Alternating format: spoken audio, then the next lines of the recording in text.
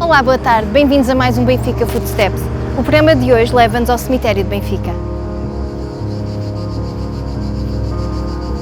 Os cemitérios, como hoje os concebemos e conhecemos, são uma criação do século XIX, resultando de preocupações ligadas à higiene e saúde pública, fruto do pensamento iluminista que, em Portugal, encontrou no médico e diplomata António Nunes Ribeiro Sanches o seu principal defensor e impulsionador. Defendia este a necessidade de se criarem cemitérios públicos e a proibição de enterros em igrejas ou em locais habitados por serem fonte de pestilências.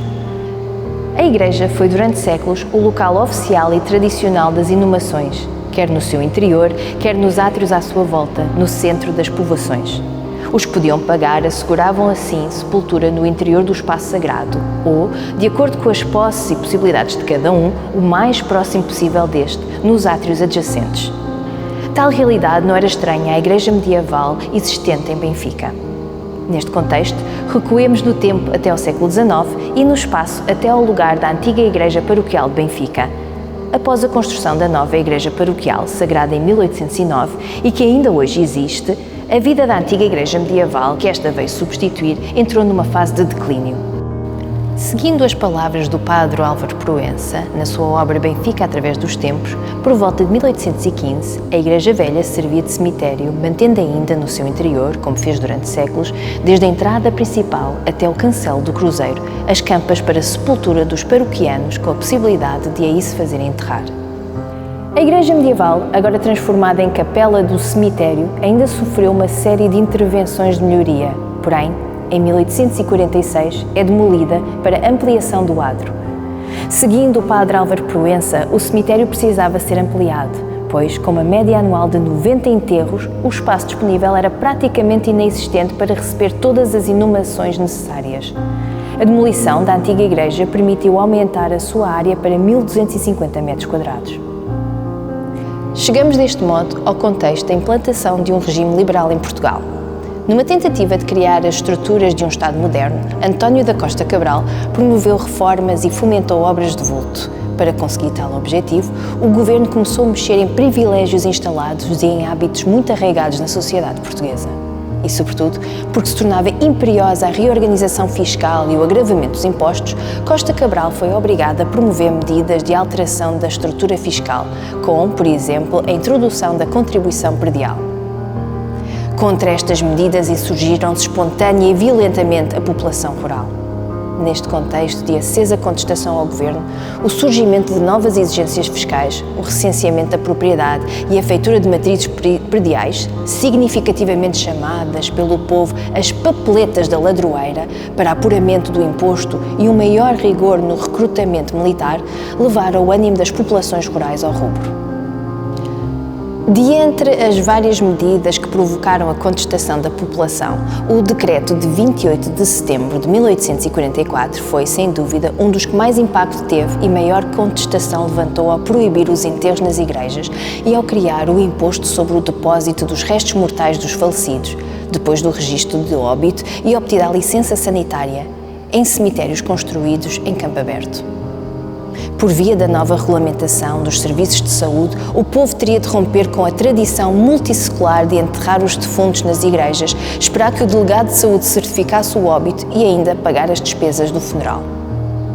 Inicialmente, a determinação foi largamente ignorada, já que eram poucos os cemitérios, pois, apesar da lei das taxas e da construção de cemitérios datar de 21 de setembro de 1835, nunca tinha sido cumprida, dada a pobreza em que se vivia na época, agravada pela crise económica resultante da Guerra Civil e pela praga da batata e a seca que tinham assolado o país durante boa parte da década anterior.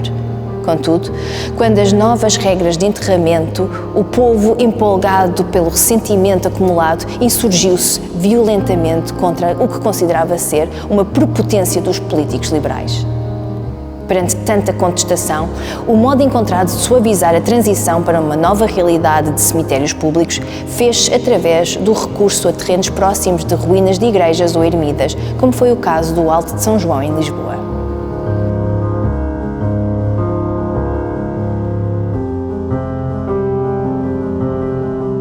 Os novos cemitérios civis, numa tentativa de se demarcarem do domínio do religioso, que até então imperava, foram procurar fontes à Antiguidade Clássica e a estilos não contaminados pela Igreja Católica, como os da arquitetura do Egito Antigo.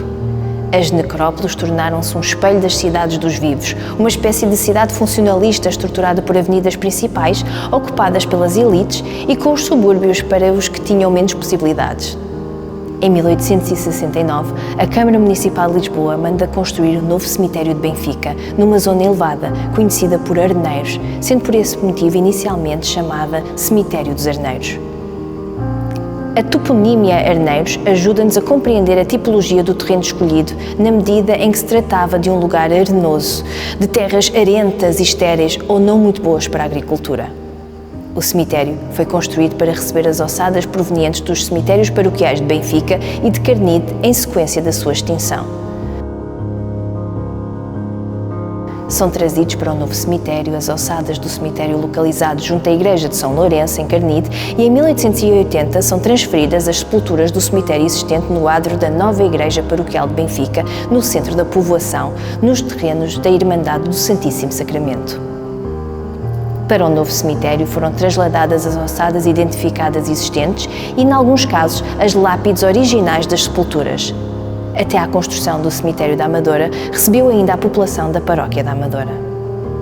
A capela é um projeto de José Luís Monteiro, conhecido entre os seus discípulos como o Mestre dos Mestres, autor de obras tão conhecidas como o Liceu Passos Manuel, o Hotel Avenida Palace e a reconstrução da Igreja dos Anjos. A capela, de planta quadrangular, é iluminada em 3 das suas faces por 3 janelas tripartidas em arco de volta perfeita. Sobre o altar-mor, um óculo central. A cúpula, única, apresenta ao centro um estuque com o símbolo do alfa e do ômega. Toda a inspiração da Igreja remete-nos para o neo-românico, tão augusto e tão em voga nos finais do século XIX e inícios do século XX. Cedo, o terreno destinado ao cemitério revelou ser pequeno para uma população em constante crescimento, levando ao alargamento do cemitério designado por 4º Cemitério de Lisboa na passagem da década de 20 para a década de 30 do século XX. O Arquivo Municipal de Lisboa guarda um documento datado de 23 de junho de 1925, onde se registra a escritura de expropriação do moinho e terrenos anexos do Casal dos Arneiros, pertença de Manuel Joaquim da Silva, para o alargamento do cemitério. Este seria o primeiro de mais 2 alargamentos, um em 1959, com ampliação da área verde com o projeto de Gonçalo Ribeiro Teles, e um outro nas últimas décadas. O cemitério dispõe de sepulturas temporárias e perpétuas, bem como de jazigos particulares, sendo digno de nota o jazigo de Francisco dos Santos, da autoria do arquiteto Raul Rodrigues Lima, e com esculturas de Leopoldo de Almeida. Destacam-se ainda os túmulos dos poetas Alexandre O'Neill, de Lina Guimarães, da escritora e jornalista Maria Lamas, do maratonista Francisco Lázaro, do hoquista António Livramento e o memorial a Fernando Vaz, jogador e treinador de futebol, assim como o jazigo do Padre Cruz, alvo de romarias constantes.